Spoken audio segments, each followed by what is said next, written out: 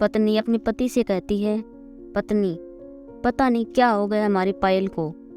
कल रात को खाना भी नहीं खाया और रो भी रही थी। अभी सुबह जगाने गई तो फिर से रो रही थी। वजह पूछी तो बस इतना ही कहा कि प्लीज़ माँ, मुझे अकेला छोड़ दो। मुझे लगता है कि शायद उसे किसी ने प्यार में धोखा दिया है। डर लगता है कहीं वह खुद को नुकसान न पहुंचाए। पति थोड़ी खामोशी के बाद कहता है, ठीक है, मैं देखता हूँ। इतना कहकर वह अपनी बेटी के कमरे में जाते हैं। पिता, पायल, कैसी हो बेटा? बेटी, प्लीज़ पापा, मुझे कुछ दिनों के लिए अकेला छोड़ दीजिए। पिता, ठीक है बेटा, मगर एक शर्त है। बेटी, बोलिए। पिता, मैं तुम्हें एक बकवास कहानी सुनाना चाहता हूँ, तुम सुन लो, फिर हम तुम्हें डिस्टर्ब नहीं करेंगे। ओके, ठीक है, सुनाइए।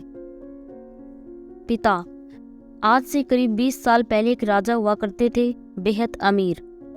उनके 2 बेटे थे। बड़ा बेटा बेहद आज्ञाकारी और ईमानदार था। उस राजा को अपने बड़े बेटे पर नाज था। उसकी शादी एक खूबसूरत लड़की से कर दी गई। फिर वह खूबसूरत लड़की गर्भवती हुई। घर में खुशियां ही खुशियां छा गई, मगर राजा की जिद थी कि बेटा ही हो। फिर राजा ने अपने बहू के गर्भ का चेकअप करवाया तो पता चला कि गर्भ में लड़की है। राजा ने बेटे को हुक्म दिया कि लड़की को गिरा दिया जाए। आखिर बड़ा बेटा आज्ञाकारी था, ना तो करेगा नहीं।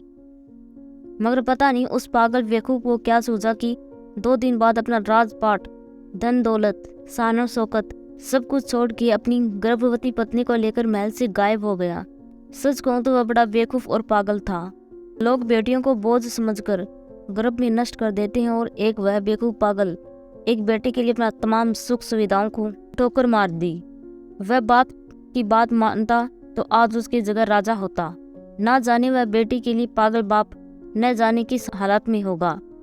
तभी पायल की माँ वहाँ आकर कहती है कि वह बेटी के लिए पागल शख्स और कोई नहीं, यही तेरे पिताजी हैं जो तुझे अपनी सच्ची कहानी सुना रहे हैं। तू कहती थी न कि मम्मी, नाना नानी को तो मैंने देख लिया, काश पापा अनाथ न होते तो दादा दादी का चेहरा भी देख लेती। तेरा बाप अनाथ नहीं है। तू बड़ी होकर जिद न करे दादा दादी से मिलने की, इसलिए तुझसे सच छुपाया गया। फिर तेरे पापा ने तेरे पैदा होने के बाद एक कसम ली कि तेरे अलावा दूसरी संतान फिर कभी नहीं बनाएंगे। अखबार में इश्तहार देकर तेरे दादा दादी ने बेटी को लेकर ही वापस आने को कहा।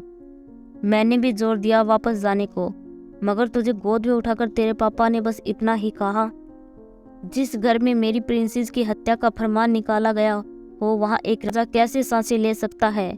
अब नज़ारा अलग था। पायल की आंखों में पापा के लिए सम्मान, उनकी मोहब्बत के लिए ढेरों सारा प्यार और उनकी कुर्बानी के लिए इबादत करने जी कर रहा था। आंसू थमने का नाम नहीं ले रहे थे, मगर सब कुछ अब सिर्फ पापा के लिए था। पापा ने बस आखिरी शब्द इतना ही कहा कि अपनी बेटी को, मैं नहीं जानता बेटा कि दुनिया तेरे बारे में क्या सोचती है, मगर तू मेरे लिए बेहद अनमोल है। भले मैं आज कहीं का राजा नहीं रहा, मगर तू कल भी, आज भी और सदा ही मेरी प्रिंसेस ही रहेगी।